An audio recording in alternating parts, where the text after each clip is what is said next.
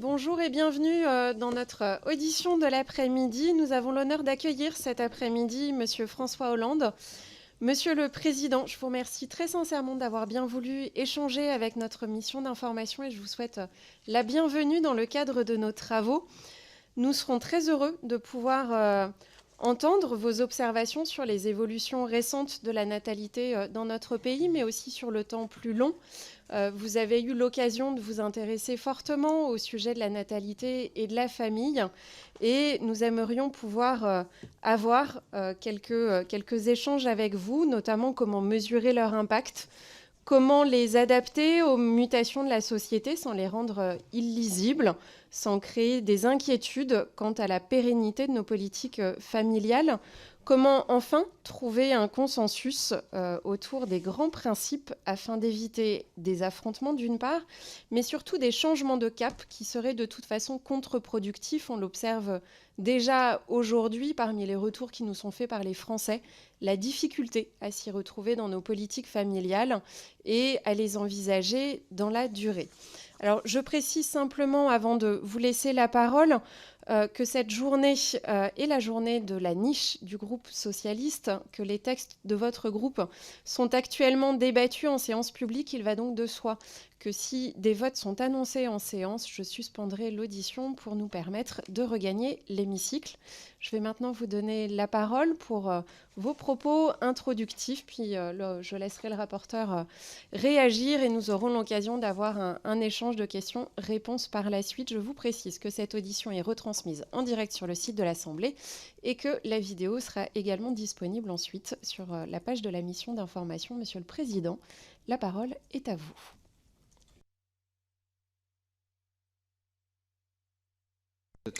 Merci d'abord, Madame la Présidente, Mesdames, Messieurs, membres de cette mission, pour votre invitation et pour le sujet que vous avez choisi. En effet, la politique familiale, elle est au cœur des décisions qui ont été prises au lendemain de la Seconde Guerre mondiale, parce que la démographie faisait partie aussi de l'œuvre de reconstruction d'une société et des conditions qui pouvaient permettre d'accueillir des enfants. La France a longtemps eu l'avantage et le bénéfice d'avoir une natalité plus forte que partout ailleurs en Europe et une fécondité qui était plus élevée.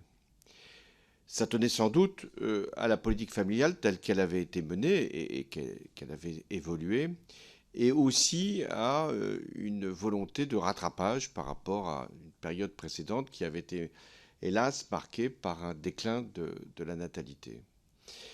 Les politiques familiales ont été donc conçues à la fois pour soutenir la natalité, mais aussi pour réduire les inégalités. Inégalités entre les personnes qui n'avaient pas d'enfants et les personnes qui avaient des enfants, et à l'intérieur même des familles, de lutter contre les écarts qui pouvaient exister entre les familles modestes et les familles favorisées. Et puis, il y a eu aussi un objectif de la politique familiale qui a été de favoriser l'activité, et notamment l'activité des femmes. Donc, une politique, c'est à la fois pour que nous puissions, en France, disposer d'un renouvellement des générations par rapport notamment à la retraite et des conditions même d'accompagnement du vieillissement. Une raison aussi économique. Chacun sait qu'il y a une corrélation forte entre la natalité, la démographie et la croissance économique. Et enfin, qu'il y ait une politique qui puisse favoriser les familles, toutes les familles, dès lors qu'elles étaient elles-mêmes en évolution.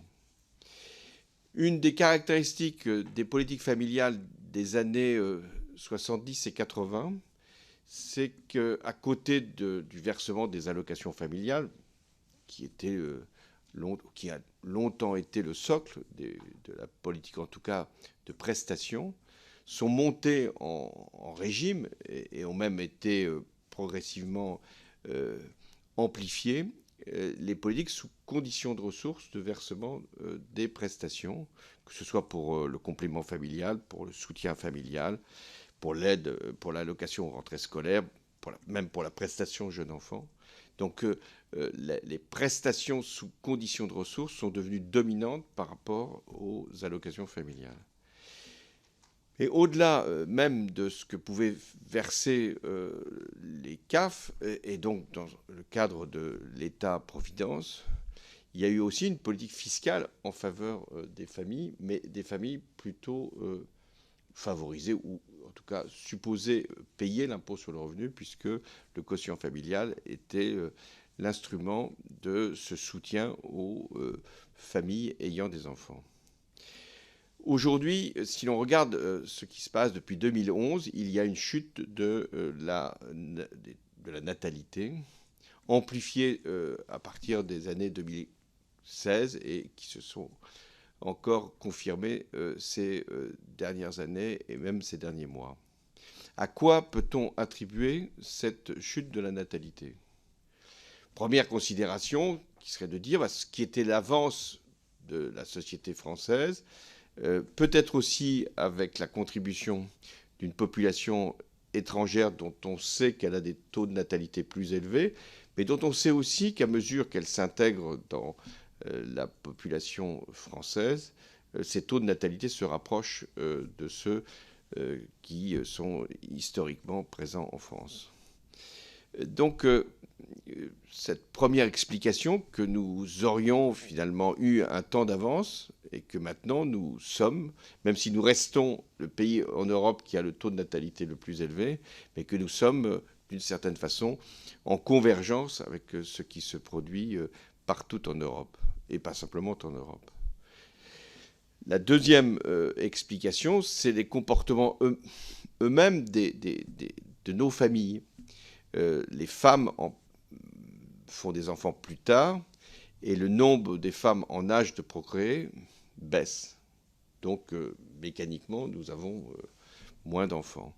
Ça, c'est une explication qui serait plus sociologique, c'est-à-dire qu'il y aurait, de la part des couples, et notamment des femmes, un report de l'âge de faire des enfants, puis ensuite, compte tenu de ce que le cycle de vie, qu'il y aurait donc moins d'enfants depuis quelques années.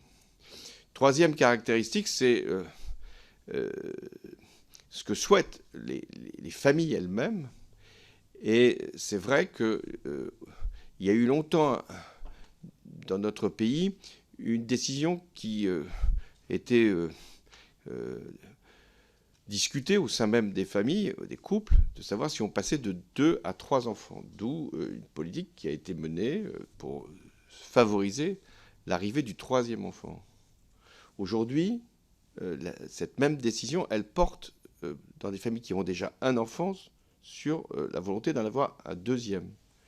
Et on relève qu'il y a une réticence à aller jusqu'au 2e enfant, ce qui conduit à s'interroger sur d'autres éléments qui expliquent l'évolution, c'est-à-dire la conciliation de la vie familiale et de la vie professionnelle, en particulier pour les femmes, qui, et c'est incontestable, ont à subir, lorsqu'elles ont un enfant, une perte de revenus que le père ne connaît pas.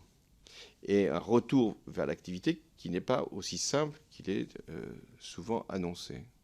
D'où d'ailleurs les propositions de congé parental et de faire en sorte que les pères puissent être incités ou être obligés de prendre un congé au moment de la naissance de l'enfant.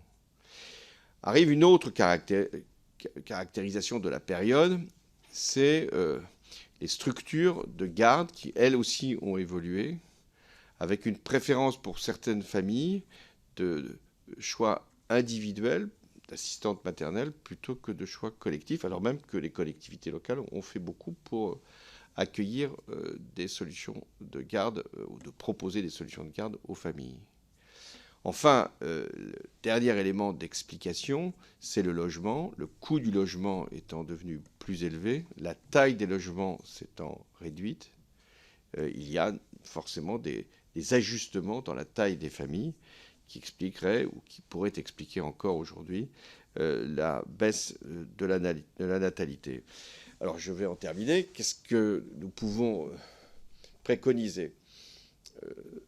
Première politique de renforcer les aides aux familles, prestations familiales notamment, et tout le débat de savoir s'il y a une corrélation entre les aides aux familles et la natalité. Vous allez sans doute m'interroger sur les mesures qui ont été prises en 2014. Toutes les études économiques qui ont été faites depuis montrent qu'il y a peu de corrélation. Je ne dis pas qu'il n'y a aucune corrélation, mais il y a peu de corrélation entre les changements de paramètres pour les politiques familiales en termes financiers et la décision de faire des enfants. Donc la modulation des allocations familiales, imaginons que nous la remettrions en cause, aurait très peu d'effet, pour ne pas dire nul effet, sur la décision dans les familles concernées, c'est-à-dire les familles favorisées, de faire des enfants. Je dirais la même chose d'ailleurs pour le quotient familial, dans la mesure où, encore aujourd'hui, le quotient familial bénéficie aux classes moyennes supérieures, compte tenu du plafonnement. Et s'il y avait un élément de justice, qui coûterait d'ailleurs fort cher, ce serait de créer un crédit d'impôt plutôt qu'un plafonnement du quotient familial, enfin plutôt qu'un quotient familial, y compris plafonné. Mais on voit bien qu'à ce moment-là, ça toucherait tous les foyers ayant des enfants. En deuxième élément de débat, est-ce qu'il faut verser des allocations familiales dès le premier enfant? Là aussi, ça peut se justifier, puisque ça permettrait à des familles de se constituer en tant que famille. Mais en réalité, compte tenu des comportements sociologiques que j'ai évoqués, la venue du premier enfant est assez mécanique dès lors que le couple se forme. C'est le deuxième enfant qui est l'élément déterminant de ce que va être une évolution familiale favorable en termes natalistes. Donc je ne suis pas spécialement favorable à le versement, c'est pour ça que je ne l'ai pas fait, d'allocation familiale dès le premier enfant. Mais plutôt un renforcement de l'allocation dès le deuxième enfant. Et après, avec les suppléments qui sont versés pour le troisième, quatrième et autres. Le déclenchement pour le deuxième enfant, parce que avoir un deuxième enfant modifie profondément l'organisation de la vie, et notamment pour ce qui concerne le logement. Troisième débat politique, c'est de savoir ce qu'il y a lieu de faire sur le congé, puisque cette mesure est introduite dans la loi de financement de la sécurité sociale, par rapport au congé parental. Et toute la question du congé de paternité. Dès lors qu'on pense, et je le pense, qu'il y a une charge mentale forte sur les femmes qui deviennent mères, il faut que le congé paternel soit un congé obligatoire pour qu'il puisse y avoir ce partage et cette égalité. Ensuite, sur les politiques en matière de garde des enfants, je pense que notre système, même s'il est décentralisé, est quand même bien supérieur à tout ce que l'on peut connaître à l'étranger. Ça ne veut pas dire qu'il ne peut pas être amélioré ou qu'il ne peut pas être encore la charge ne peut pas être encore soulagée par des politiques familiales.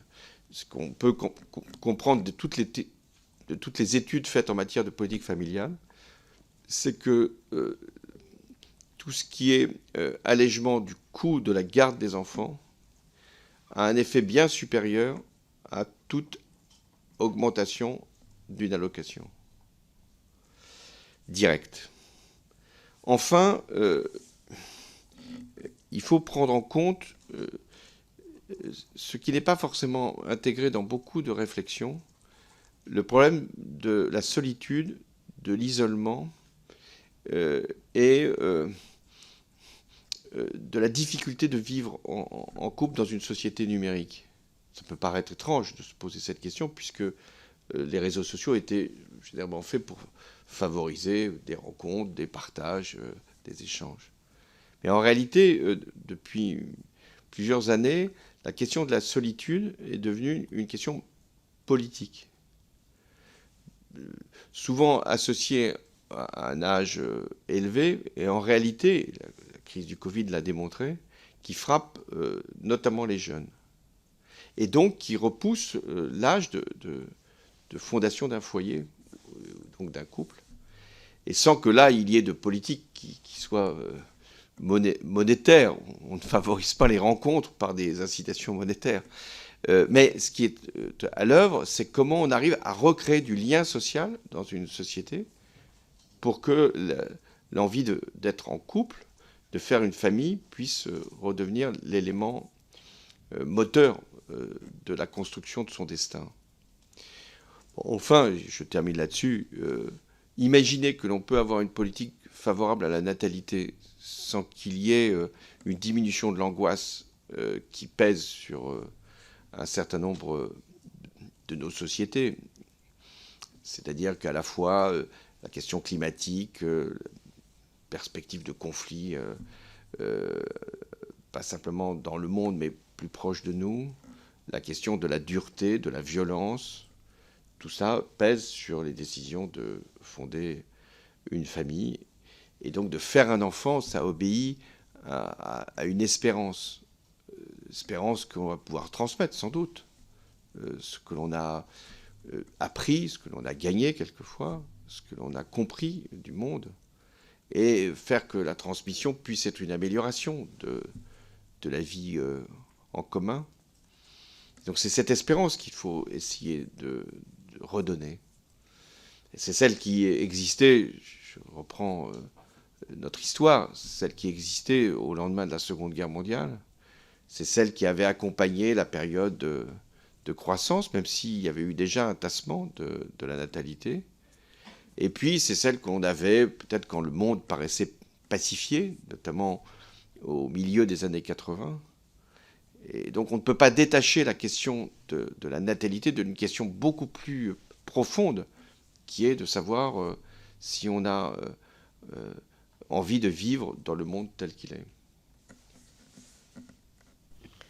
Merci beaucoup pour ces propos introductifs passionnants, Monsieur le Président. Je vais laisser tout de suite notre rapporteur vous poser une première série de questions. Ah, pardon. Monsieur le Président, je veux à mon tour vous remercier de prendre part aux travaux de cette mission d'information. Vous n'y êtes pas obligé, on n'est pas dans le cadre d'une commission d'enquête. Et je voulais vraiment vous remercier de venir partager avec nous vos réflexions sur la politique familiale. Alors vous avez eu un propos introductif approfondi, vous avez répondu à certaines questions que j'allais vous poser, et c'est très bien, ça nous permet d'avancer. Je vais essayer de vous poser mes questions dans l'ordre. Peut-être la première question, c'est en voyant finalement la baisse de la natalité aujourd'hui, peut-être les revirements de la politique familiale, vous l'avez dit, qui demande d'avoir de la visibilité, de la lisibilité, pardon. Est-ce que vous referiez les mêmes choix, j'allais dire, sur une remise en cause partielle, pas totale, hein, de l'universalité des allocations familiales ou d'un plafonnement du quotient familial? On sait aussi que la politique familiale, les décisions, vous l'avez dit, de Nathalie, de faire un enfant, les projets d'enfant sont aussi des décisions symboliques, pas simplement matérielles, mais aussi symboliques, la manière dont la société, tout un pays, regarde ses familles, ses parents et les enfants, et comment vous abordez à la fois les décisions que vous avez prises, mais au-delà de ça, cette dimension symbolique aussi de la politique familiale et du message qu'elle envoie, quand on peut plafonner, quand on peut restreindre le champ de certaines mesures de politique familiale. Je serais heureux de vous entendre, si vous en acceptez l'augure, Monsieur le Président, sur la politique du troisième enfant, le passage à la politique du troisième enfant. Alors moi, j'irai jusqu'au premier enfant. Vous avez évoqué plutôt le deuxième enfant, mais je serais heureux qu'on transforme notre politique familiale et qu'on la transforme d'une politique du troisième au deuxième ou au premier, si vous pourriez aller un peu plus loin sur ce changement de paradigme, hein, puisque c'est vrai que toute notre politique familiale a été concentrée sur ce troisième enfant et les enfants suivants. J'essaie d'avoir des questions assez larges parce que vous avez une expérience qui est riche, et à la fois d'élu local et jusqu'au plus haut sommet de notre État. Euh, Est-ce que vous diriez avec moi qu'au fil des ans, la politique familiale est devenue une politique redistributive, une politique sociale, voire fiscale, et que peut-être elle manque un objectif qui est celui finalement d'accompagner le désir d'enfant empêché. Ce qu'on constate aujourd'hui, c'est qu'il y a beaucoup de Français qui renoncent à leur projet d'enfant. Quand on regarde les chiffres, on voit que le désir d'enfant est encore assez haut, mais que l'indice de fécondité, lui, baisse, et qu'il y a ce que j'appelle moi un désir d'enfant empêché, en tout cas des Français qui renoncent. Euh, Est-ce que ce décalage finalement entre le désir d'enfant et l'indice de fécondité exige ou demande un changement finalement de nos objectifs, là où on a peut-être donné à la politique familiale un objectif de redistribution, un objectif social, avec des mesures fiscales? Est-ce qu'il faudrait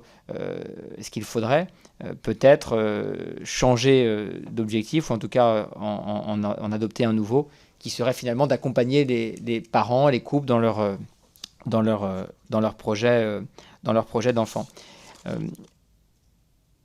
Peut-être une question sur quand on est président de la République, on voyage beaucoup, on s'interroge aussi sur les modèles étrangers. Est-ce que c'est des questions que vous avez abordées? Est-ce qu'il y a il y a des modèles étrangers qui vous paraissent intéressants? On a beaucoup parlé de la Suède, de l'Allemagne, qui accordent finalement une place peut-être plus importante à la conciliation vie privée, vie professionnelle, à la question du congé parental, par exemple. Enfin, je serais heureux de vous entendre sur ces questions-là.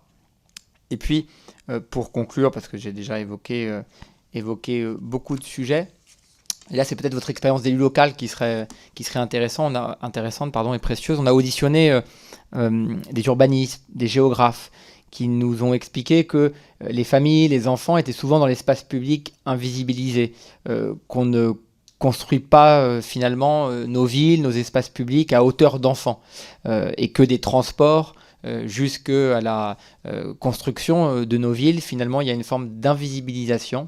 Et donc je serais heureux là de vous entendre sur ce sujet. Est-ce que c'est une perception tronquée, empirique, ou est-ce qu'au contraire ça rejoint quand même effectivement une forme de réalité qui vous apparaît clairement? Voilà, Monsieur le Président, pour ces premières questions un peu larges, j'en conviens. Merci, monsieur le rapporteur. Je vais essayer d'être bref sur chacune de vos interrogations.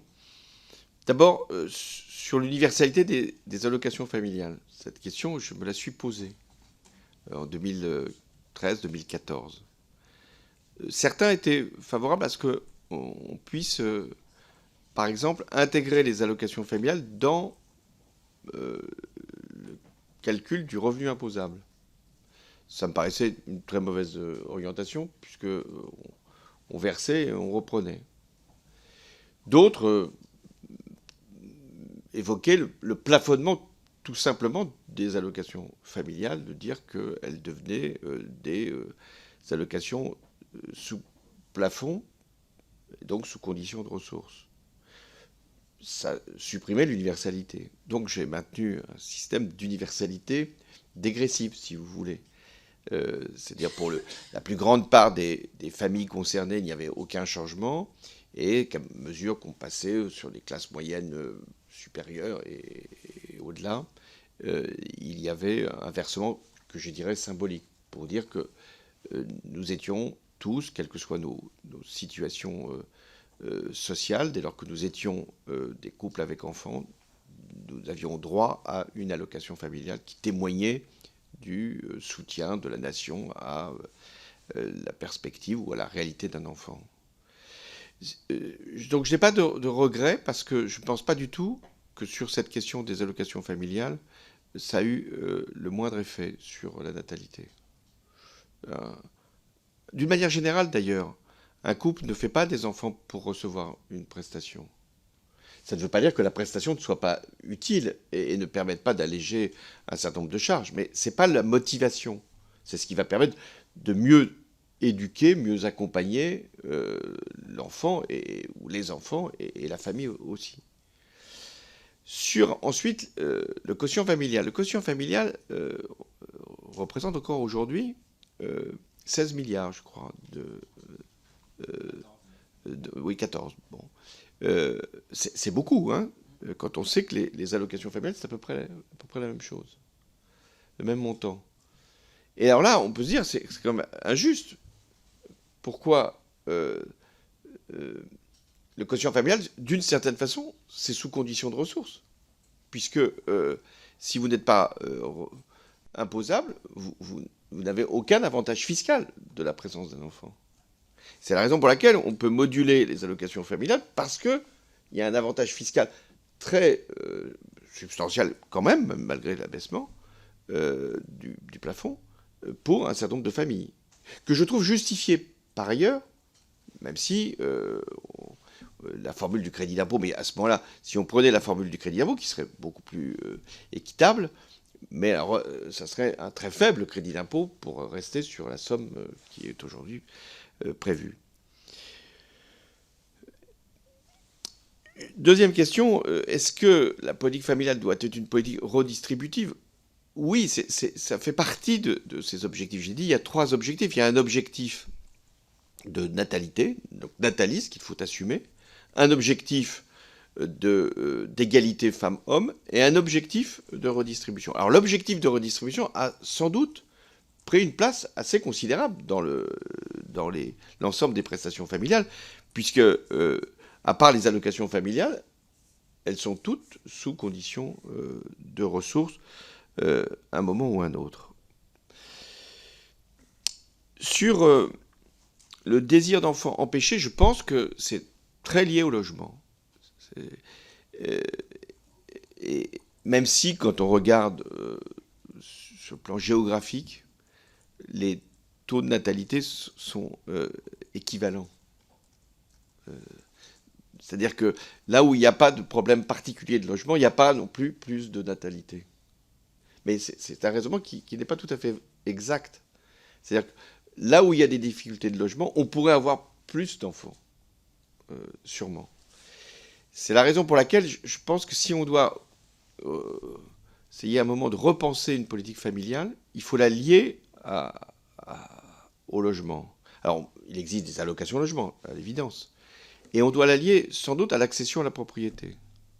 Parce que ça fait partie d'une décision qui est assez voisine de l'acte familial.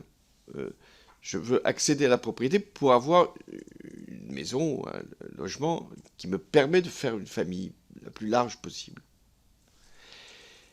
Et deuxièmement, ce qui concerne le logement social, on constate que, compte tenu de la faible mobilité du logement social, il y a des grands logements qui restent habités par des personnes qui sont devenues des personnes retraitées.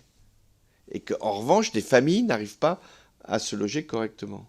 Donc il y a sans doute sur le logement, parce que je pense que c'est vraiment un élément très important qui fait que des familles peuvent renoncer à faire des enfants ou à faire un enfant de plus, qu'il faut porter l'attention. Alors sur la question, à quel moment la politique familiale doit être la plus incitatrice ou la plus stimulante, active, est-ce que c'est pour le premier enfant ? Je pense que si on se met en couple, enfin je parle d'expérience personnelle, là je ne veux pas généraliser, si on se met en couple, c'est quand même pour faire un enfant. En tout cas, c'est l'idée d'avoir un enfant. Ça ne veut pas dire qu'il n'y ait pas des couples qui peuvent décider de ne pas faire d'enfant du tout. C'est aussi un élément qui explique la baisse de la natalité. C'est-à-dire qu'il y a des désirs d'enfants, il y a des refus d'enfants. Mais en tout cas, le premier enfant, il vient d'une décision de former un foyer, donc un couple. Mais je pense que c'est le deuxième enfant qui devient maintenant l'élément qui va déterminer la composition de la famille. Alors que pendant longtemps, c'était le troisième enfant. Il faut garder d'ailleurs pour les allocations familiales le supplément pour les enfants supplémentaires. Mais donc je serais plutôt, si on devait avoir quelques moyens financiers supplémentaires, ce que je ne crois pas être la tendance, c'est là qu'il y aurait sûrement à faire quelque chose pour le deuxième enfant. Sur les exemples, enfin sur les vies professionnelles et vies personnelles, parce qu'on parlait d'exemples, chaque fois que j'ai voyagé, chaque fois qu'on m'a interrogé sur la la natalité française ou la politique familiale, nous étions plutôt un exemple et un modèle. Et notamment pour les systèmes de garde. Et là où il y avait des très faibles taux de natalité, je pense à l'Allemagne, je pense à l'Italie, l'Espagne, les pays d'Europe du Sud d'une manière générale, c'est parce qu'il n'y avait pas de politique qui était aussi active que la nôtre pour des systèmes de garde. Et alors, en revanche, nous, ce qu'on peut regarder des pays scandinaves, c'est précisément le fait qu'il y a une obligation maintenant pour les pères de prendre un congé lorsque l'enfant arrive. De pas simplement faire un congé parental où on se partage, et c'est souvent, 80%, je pense, c'est les femmes qui prennent le congé. Donc là, c'est très important qu'on puisse donner cette obligation et pas simplement cette faculté. Alors sur la dernière question que vous avez posée, c'est très frappant. En France, on est très attaché à l'école et donc à la place de l'école, au rôle de l'école, à l'espace scolaire, et très peu à tout ce qui est extra-scolaire en termes de vie avec l'enfant. Le nombre de mètres carrés d'espace vert dans les villes en France est quand même beaucoup plus réduit qu'à l'étranger. Le peu de... Ça a changé depuis quelques années, heureusement, de jeux qui sont proposés, de systèmes de garde précaires, très courte durée. Dans beaucoup de pays, il y a des systèmes d'accueil pour l'enfant pour quelques heures. Mais alors ça pose quand même, si on se parle franchement, pour ces systèmes que je viens d'indiquer, ça suppose une confiance. Confier son enfant, c'est un élément très important de sécurité qu'on attend de ceux qui rendent cette prestation. Mais pour ce qui est effectivement de la visibilité, regardez le nombre de restaurants, de lieux de spectacle qu'on n'accepte pas les enfants. Donc d'hôtels même, ou de systèmes de vacances où l'enfant n'est pas forcément souhaité. Donc je pense qu'effectivement il y a là une évolution, alors qui tient peut-être moins à la réglementation, mais enfin elle peut évoluer, qu'à l'organisation de l'espace public qu'une commune ou qu'une collectivité peut promouvoir. Pardon ? Beaucoup juste de questions complémentaires à votre propos, qui me paraissent tout à fait intéressantes, parce que vous êtes finalement l'un des seuls jusqu'ici à avoir assumé que la politique familiale doit intégrer un objectif de natalité. C'est souvent, je caricature, dans les positions politiques des uns et des autres, plutôt une position qui est tenue à droite, voire droite plus radicale, plus extrême, de dire qu'on assume clairement que la politique familiale a un objectif nataliste, je vous cite. Mais pour être sûr de vous avoir bien compris et de comprendre ce que vous voulez dire derrière cet objectif, est-ce que vous iriez jusqu'à dire que notre politique familiale doit inciter finalement les Français à faire des enfants, ou est-ce que vous en restez à ce qui est plutôt la position qui est celle du groupe Horizon lorsqu'on a créé cette mission d'information, parce que c'était un droit de tirage de notre groupe, de dire nous on répond finalement à un désir d'enfant empêché, c'est-à-dire qu'il y a des Français qui veulent avoir des enfants, ils y renoncent trop souvent, et on essaye de répondre à ce désir d'enfant empêché.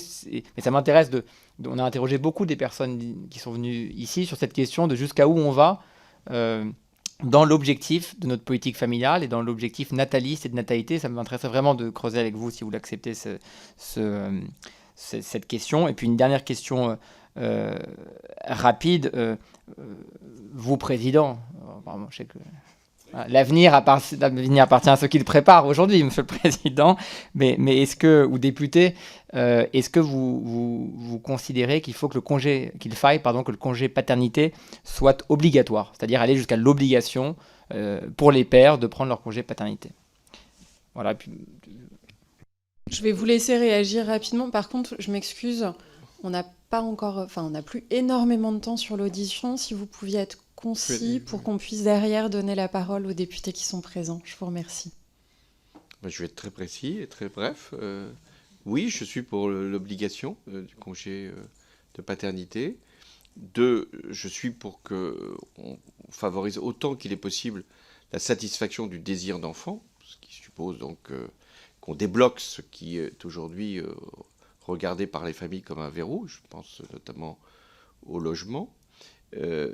Troisièmement, l'objectif de natalité n'est pas simplement un objectif lié à une croyance ou une conception de la famille qui supposerait qu'on fasse beaucoup d'enfants pour être une bonne famille.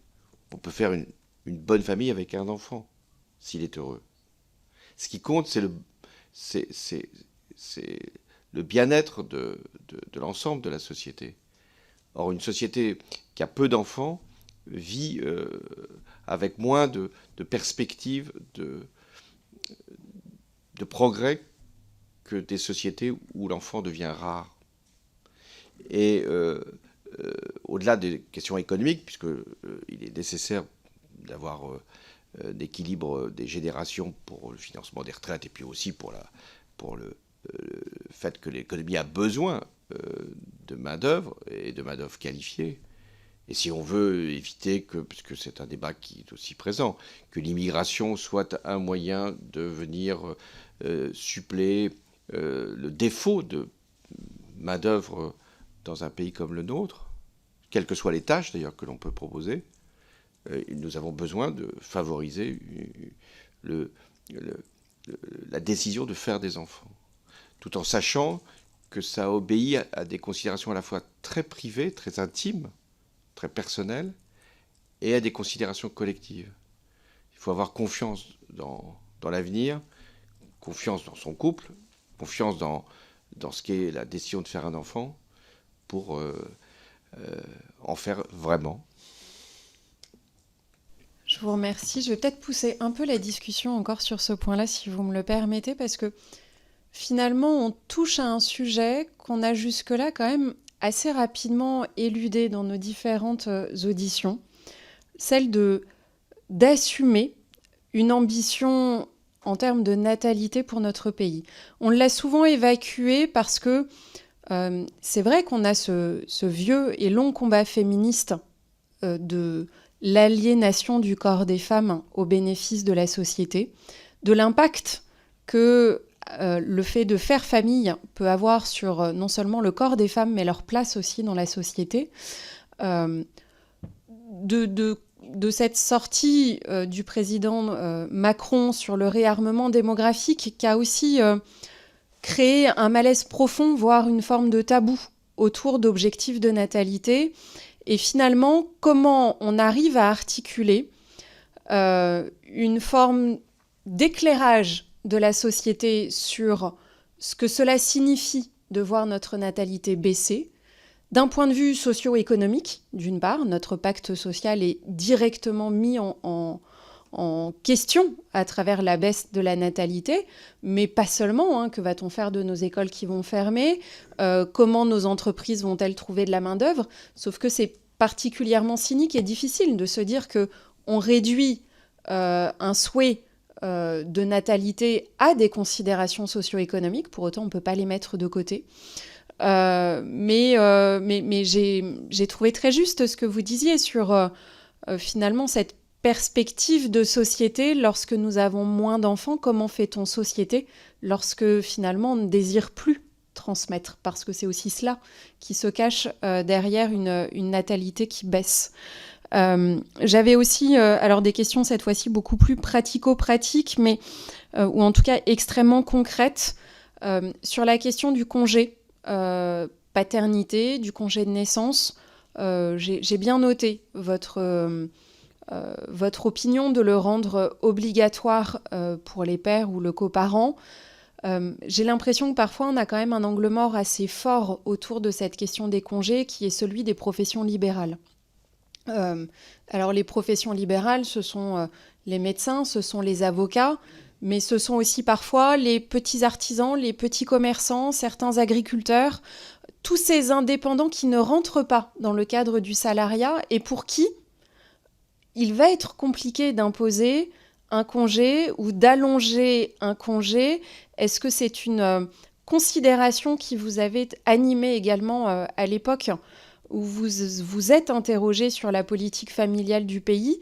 Comment intégrer ou en tout cas éviter cet angle mort? Parce qu'on voit aussi qu'à travers l'ubérisation de notre économie, on a parfois, notamment chez les plus jeunes, un nombre croissant d'indépendants, de micro-entrepreneurs pour qui il ne faudrait pas qu'on passe à côté.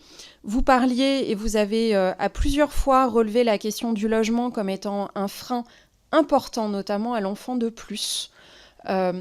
Faudrait-il aller jusqu'à avoir une politique familiale du logement, c'est-à-dire au-delà du fait de relancer la politique du logement qui était à l'arrêt depuis plusieurs années, envisager un prêt à taux zéro qui intègre le nombre d'enfants ou la composition du foyer, envisager d'autres méthodes de calcul ou une refonte des APL à partir de la composition, cette fois-ci vraiment strictement familiale du foyer et non pas uniquement financière. Enfin, voilà, y a-t-il autre chose à repenser autour de la politique du logement? Et puis, dernière question pratico-pratique, même si j'en aurais beaucoup d'autres, autour de la question du no kids. On a tendance à oublier que l'enfant est un individu comme les autres. Et on est dans un pays dans lequel les discriminations sont interdites. Devrait-on aller jusqu'à des sanctions assumées et fortes à l'égard des établissements qui refusent d'accueillir les enfants au titre d'une politique discriminatoire? Voilà. J'en finis avec ce premier lot de questions et puis nous aurons, à l'issue de vos réponses, une demande d'intervention de Madame Sicard et une demande d'intervention de Madame Bergantz. Je vous remercie.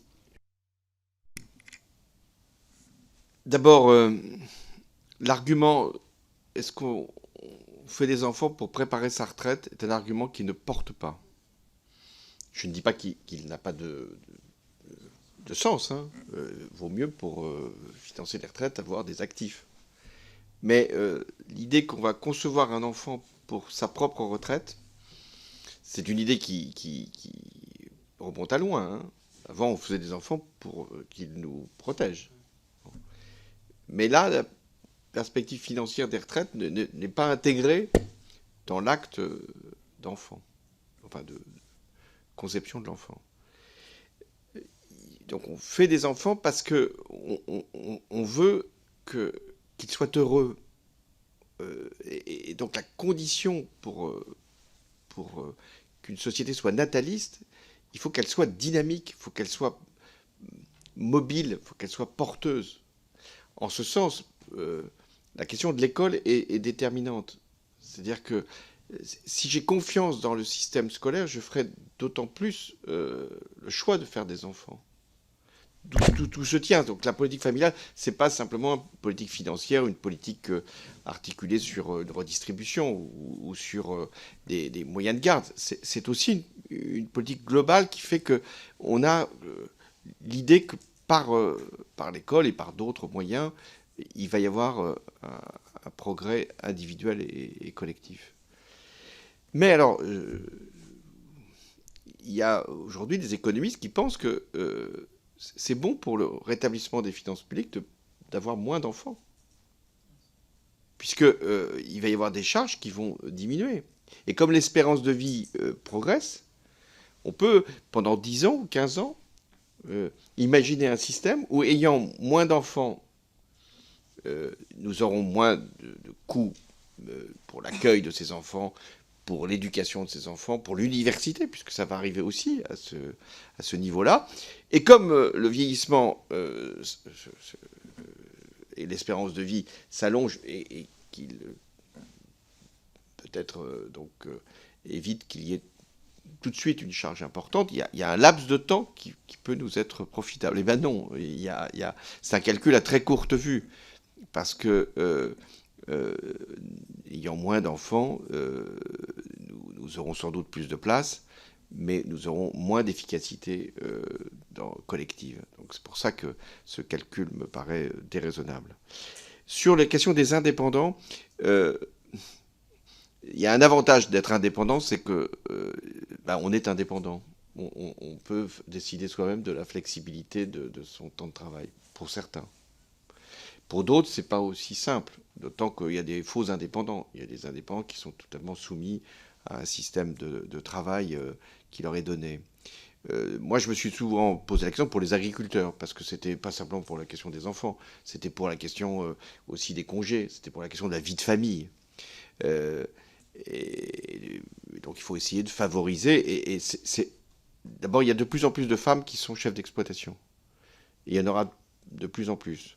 Il y a de plus en plus de femmes qui sont travailleuses indépendantes. Donc, résultat, il faut qu'il y ait des pères qui fassent aussi leur part et donc de travail. Et donc, je pense qu'il faut effectivement adapter nos décisions à ces statuts différents. Mais je pense qu'on peut y parvenir.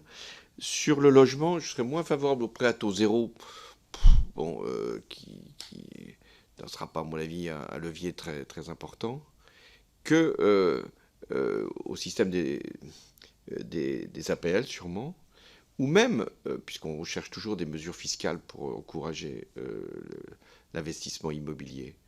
L'investissement immobilier pour la résidence principale. Longtemps, l'investissement immobilier, c'était pas, j'ai moi soutenu cette politique, était pour que les propriétaires puissent louer. Mais là, pour l'acquisition du premier logement, je pense qu'il y a sûrement un dispositif fiscal à imaginer pour les primo-accédants. Enfin, pour la dernière question, c'est vrai qu'on est toujours gêné de dire qu'il faut des sanctions et qu'il faut tout vérifier. Mais quand il y a vraiment presque une provocation dans l'affichage qu'on n'accepte pas les enfants comme on n'accepte pas les animaux, c'est vrai qu'il y a quand même là un élément qu'il faut sanctionner. Merci beaucoup pour vos retours très concrets. Madame Sicard.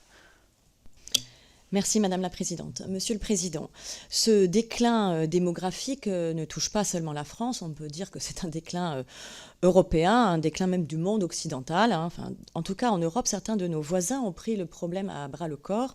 L'Italie de Giorgia Meloni a hérité d'une situation encore plus catastrophique que la nôtre et en a fait sa priorité nationale. Son gouvernement consacre désormais 20 milliards d'euros par an à l'allocation familiale unique, complétée par une prime de naissance de 1 000 euros et un bonus crèche pouvant atteindre 3 600 euros. Je voudrais savoir ce que vous pensez de ces mesures et de cette approche italienne. Je vous remercie. D'abord, il n'y a pas que les démocraties occidentales qui sont victimes de la dénatalité. La Russie, par exemple. Je peux comprendre d'ailleurs, parce que faire des enfants, si c'est pour les emmener à la guerre, c'est vrai que c'est pas tout à fait encourageant. Mais depuis longtemps, la Russie connaît des taux de natalité très faibles. Je ne parle pas de la Chine qui avait décidé de faire une société où il n'y avait qu'un enfant par couple. Elle y revient d'ailleurs, puisque les déclins démographiques vont être très importants en Russie et en Chine. Je parle là des puissances qui sont autour de nous. Aux États-Unis, qui est une démocratie occidentale jusqu'à récemment, en tout cas, nouvel ordre, il y a aussi un déclin démographique. Et qui, dans une société libérale, n'est pas si facile à corriger, puisqu'il n'y a pas de politique familiale. Alors l'Italie, mais pas simplement depuis quelques années, depuis très longtemps, a des taux de natalité qui sont alarmants. Donc il était assez logique qu'à un moment, le gouvernement s'en empare. Et on va voir si ces mesures financières sont de nature, elles auront sûrement un effet, compte tenu du fait qu'il n'y avait pas de politique familiale. C'est-à-dire qu'en Italie, c'était l'idée que, c'est une société qui était catholique, que l'idée que les comportements allaient être liés à des convictions religieuses. Ben non, ça ne fonctionne pas ainsi. Donc on va voir si ces politiques qui vont rattraper les nôtres, puisque en réalité, ils n'avaient pas du tout de politique, vous avez donné les éléments qui étaient comparables aux nôtres. On va voir si elles auront un effet. Je pense qu'elles auront un effet conjoncturel, donc qui sera visible, mais que tout dépendra, là aussi, des éléments plus sociologiques et aussi du logement, de la confiance dans l'avenir, de l'économie, de la place de l'enfant. Est-ce qu'on regardera si ça favorise le premier enfant ou le deuxième enfant? Ils ont fait une prime pour le troisième enfant. On verra si ça peut produire des résultats.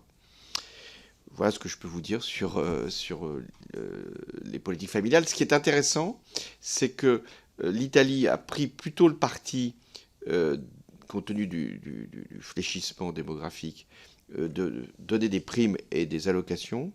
Et les Allemands, qui sont aussi touchés par ce phénomène, ont plutôt pris le parti de favoriser l'accueil dans des structures collectives ou individuelles pour les enfants. Je vous remercie. Madame Bergant. Merci Madame la Présidente. Merci Monsieur le Président pour la sincérité et la nuance de vos propos. Et cela évoque évidemment la complexité de notre politique familiale assez unique. Qui déploie un budget important, tant au niveau des prestations, du quotient familial, mais également de l'accueil et aussi des droits familiaux à la retraite. Je ne crois pas que beaucoup d'autres pays ont un tel spectre d'aide aux familles. Je voudrais dire en préambule que je partage avec vous le fait que vos réformes, notamment sur les allocations familiales et les quotients familiales, je ne crois pas que ce soit qu'elles aient eu pour conséquence la baisse de la natalité. Néanmoins, cela a envoyé un message assez négatif aux familles. En tout cas, c'est comme ça qu'elles l'ont perçu et elles vous le disent probablement encore. Moi, j'aimerais revenir à la conciliation vie familiale et vie professionnelle. C'est le sujet de l'accueil. Et je crois qu'on peut dire, même si évidemment c'est perfectible et sans nier, je dirais, la crise actuelle de pénurie de personnel que connaissent les crèches, on peut dire qu'on est plutôt dans une bonne moyenne européenne, mais également je voudrais évoquer le reste à charge aux familles. Et là, je voudrais en revenir avec beaucoup d'humilité, mais sur une des réformes que vous avez menées sur le complément de libre choix, avec une baisse de plafond qui a impacté assez significativement, je dirais, les familles moyennes, aux familles moyennes aisées, avec un reste à charge qui a augmenté. Évidemment, là aussi, je ne fais pas forcément de lien avec la baisse de la natalité, mais en tout cas, la question peut se poser. En tout cas, la question peut se poser sur le fait que ces familles-là ont aujourd'hui moins d'enfants que, on va dire, les familles plus précaires ou les familles plus aisées, qui sont aidées soit par des prestations familiales d'un côté, soit par le quotient familial de l'autre. Est-ce que vous feriez différemment aujourd'hui ? Et est-ce que vous pensez que justement ce reste à charge aux familles est un sujet important qui pourrait, après l'expérience du premier enfant, empêcher l'envie d'avoir un deuxième enfant? Quand on prend des mesures, comme j'en ai décidé, qui baissent le plafond du quotient familial ou qui modulent les allocations familiales et qui touchent une catégorie particulière de familles, c'est forcément assez mal reçu par les familles concernées. Ça ne fait pas beaucoup de familles, mais ces familles-là sont quand même plutôt mécontentes, puisqu'elles ont eu plus d'impôts à payer ou moins de prestations à recevoir. Même si ce n'était pas considérable, c'est suffisant. Mais ce n'est pas, et vous l'avez dit d'ailleurs, du tout un facteur explicatif de la baisse de la natalité, puisque quand vous faites des enfants, vous n'avez pas de prestations. Vous attendez peut-être des prestations, ou vous espérez bénéficier d'un quotient familial, mais ce n'est pas l'acte puisque rien n'a changé. Elles n'avaient pas d'enfants, elles vont avoir un enfant, elles vont avoir un système social ou un système fiscal qui va leur être approprié. J'ai eu assez peu de remontées, je ne veux pas dire que j'ai eu des compliments, mais j'ai eu assez peu de remontées de familles qui ont été concernées. Mais là où vous avez raison, c'est que pour des familles aisées, la question de l'aide est tout à fait inexistante dans la décision de faire des enfants. Dans les familles populaires, les prestations qui sont sous conditions de ressources comptent beaucoup. Est-ce qu'elles sont tout à fait la raison de faire des enfants? Je ne crois pas, mais ça compte beaucoup quand même. Là où on a une catégorie qui peut être finalement décisive pour faire peut-être plus d'enfants qu'elle n'en fait, c'est pour ces catégories qui ne sont pas, on les connaît, suffisamment aidés, mais qui sont suffisamment fiscalisés pour être découragés. C'est une partie de la population qui serait d'ailleurs intéressante de mesurer statistiquement, parce que c'est sans doute sur cette population-là qu'il faut faire un travail. Et c'est cette population, cette partie-là de la société française, qui doit être encouragée pour l'accession à la propriété. C'est elle qui a le plus de difficultés pour accéder à la propriété. On pourrait dire que les catégories plus modestes sont dans le logement social ou sont dans un système de logement locatif, mais ne sont pas forcément des propriétaires, que les personnes qui sont favorisées ont plus facilement, soit par transmission, héritage, ou par les moyens dont ils disposent, une possibilité d'accéder à la propriété.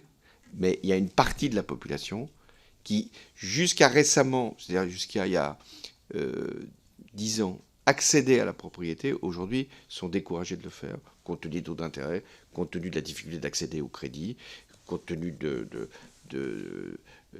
l'offre qui n'est pas suffisante. Et donc je pense que c'est par l'accession à la propriété qu'on répond à ce besoin qui est tout à fait évident d'être soutenu pour éventuellement élargir le nombre d'enfants.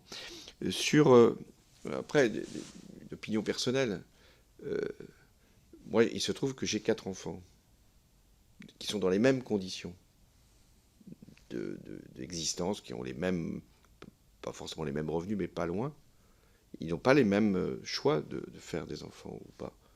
La question de faire des enfants reste une question intime, et qui n'est pas liée à un statut social, qui n'est pas liée à un niveau de revenu, qui est liée à d'abord une vie personnelle, qu'est-ce que je veux pour mon existence, et qui est liée aussi à l'idée qu'est-ce que je veux créer, et donc procréer pour la suite. Et si on oublie cette dimension intime, on ne peut pas avoir une politique familiale. Donc c'est un levier très difficile à manier. Mais il faut arriver à donner à chaque femme et chaque homme la volonté de transmettre et donc de faire des enfants. C'est un élément très politique. C'est à la fois intime et très politique. C'est intime parce que ça répond à des choix personnels, et c'est très politique parce que c'est ça la politique. C'est la projection, c'est le projet, c'est l'idée de demain. Et donc c'est pour ça que votre sujet est un sujet éminemment politique. Faire des enfants, ou ne pas faire d'enfants, ou de faire moins d'enfants, c'est tout un ensemble de données qui sont à la fois personnelles et presque philosophiques. En tout cas, se donner toutes les conditions pour permettre à chacun de pouvoir réaliser ce désir d'enfant. Et c'est là où, dans ce que vous dites sur la notion financière par rapport au fait de faire des enfants, vous dites que l'argent n'est pas une motivation pour faire un enfant. On observe quand même, et notamment dans le recueil de la consultation, on a eu près de 30 000 réponses à la consultation citoyenne que nous avons lancée. Le premier frein qui a amené les couples à renoncer au deuxième enfant, c'est justement le frein financier. C'est-à-dire que, oui, on ne fait pas un enfant pour toucher une prestation ou une allocation, ça c'est clair. Ce sont des considérations presque métaphysiques, en tout cas beaucoup plus intimes et psychologiques, qui vont amener un couple à décider de faire un enfant. En revanche, lorsque le désir est là, si les conditions financières ne sont pas réunies, alors on peut renoncer à ce désir d'enfant. Et ça s'observe de manière quand même assez flagrante quand on met en relation l'indice conjoncturel de fécondité avec la question des revenus, notamment de la mère. Les femmes qui ont moins d'1,6 enfants sont celles qui gagnent entre 1 000 et 2 000 euros par mois. Les autres ont plus d'enfants. Et donc il y a vraiment cette corrélation avec cette classe moyenne qui s'est largement paupérisée ces dernières années dans sa capacité à aller réaliser un désir d'enfant, puisque le désir d'enfant en France est quand même toujours assez élevé. Il s'établit autour de 2,3, ce qui reste un chiffre quand même relativement élevé. Et c'est vraiment cette question-là qui vient aujourd'hui, au-delà des considérations dont vous parliez, qui sont très justes, hein, sur le fait de donner, en faisant aussi de la politique et des politiques familiales, donner envie aux gens de faire famille et de réaliser leur famille et de faire des enfants, il y a quand même cette considération financière qui nous questionne beaucoup sur la lisibilité et l'accession aux prestations sociales dans notre capacité à accompagner financièrement les gens dans leur désir d'enfant, ou en tout cas que ça ne soit pas un frein dans leur volonté de faire famille. Tu veux peut-être compléter, Jérémy ? Peut-être une dernière question. Vous avez fait référence à vos enfants, Monsieur le Président. Vous n'avez pas évoqué vos petits-enfants, je ne sais pas si vous en avez. Bon, alors c'est ce qui me permet de vous interroger. On a beaucoup parlé dans notre mission d'information finalement des parents, des enfants. On a peu évoqué la question des grands-parents. Il y a un proverbe africain qui dit qu'il faut tout un village pour élever un enfant. Et on a peut-être perdu dans notre société la solidarité intergénérationnelle. Finalement, on voit des couples qui s'expriment un peu seuls dans l'éducation de leurs enfants, dans l'accompagnement matériel. Et là, voilà, c'est votre regard à la fois d'ancien élu, député aujourd'hui, de président, d'élu local, de père, de grand-père, du coup, auquel je m'adresse. Mais qu'est-ce qu'on peut attendre aussi des grands-parents dans une société qui a un peu perdu la solidarité intergénérationnelle, et pour être un peu brutal et brut dans ma question, qui attend beaucoup de l'État, j'allais dire tout, mais c'était un peu excessif, qui attend beaucoup de l'État, voilà. Alors, Madame la Présidente a insisté sur le deuxième enfant. Je pense effectivement c'est le moment de charnière. Fait-on un deuxième enfant? Et quand on fait un deuxième enfant, le logement devient le sujet principal, puisque quand on est un couple, on fait un enfant, on peut rester dans le même appartement, mais quand on est avec un deuxième enfant, il faut changer d'appartement. Donc c'est pas simplement la location qui va permettre ce changement d'échelle, mais sûrement qu'il faut améliorer le passage au deuxième enfant, soit par une majoration des allocations familiales, soit par, ou c'est pas d'ailleurs exclusif, soit par une disposition pour l'accession à la propriété. Mais c'est bien le deuxième enfant qui devient aujourd'hui la cible. Le troisième, on a longtemps pensé que c'était celui qu'il fallait encourager, mais quand on a un logement pour 2 enfants, on peut avoir le troisième. Il ne crée pas la même rupture que le deuxième enfant. Donc c'est pour ça que je prends plutôt cette priorité. Ensuite, c'est pas vrai que les classes moyennes ont été paupérisées au sens de leurs revenus. Quand on regarde les évolutions de pouvoir d'achat, il n'y a aucune baisse de pouvoir d'achat depuis 30 ans, 40 ans. Qu'est-ce qui s'est passé? C'est qu'avec le même pouvoir d'achat, vous accédez beaucoup plus difficilement au logement ou à certaines conditions de vie qui étaient plus faciles précédemment. Ça coûte plus cher de vivre. Alors ça ne se mesure pas en termes de pouvoir d'achat. Ça coûte plus cher de vivre. C'est-à-dire, ça coûte plus cher de se transporter, ça coûte plus cher de se loger, ça coûte plus cher de garder ses enfants ou de faire garder ses enfants. C'est ça qui va créer ce sentiment, qui est une réalité d'ailleurs, de paupérisation. Je gagne peut-être la même chose, avec une forme d'indexation, mais tout ce que je peux rencontrer comme difficulté va être amplifié. C'est pour ça que ce qu'il faut avoir comme statistique, c'est pas simplement des pouvoirs d'achat monétaires, c'est ce que certains avaient appelé le pouvoir de vivre, etc. C'est comment on vit. Et c'est là la question de la famille se pose. Alors sur les grands-parents, quel est le changement? C'est qu'on vit plus à côté de quand on est un couple, on vit plus à côté de ses parents. Ou les parents ne vivent plus à côté du couple.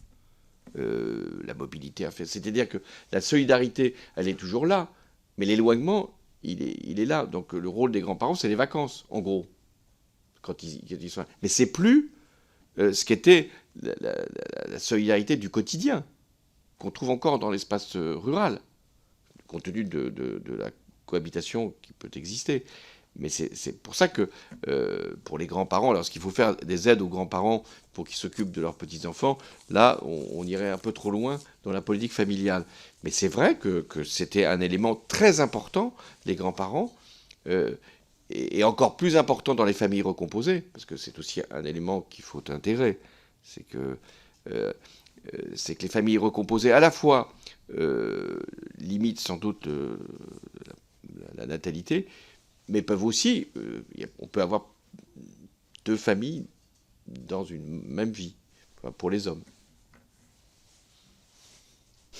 Merci beaucoup, Monsieur le Président, pour cet échange.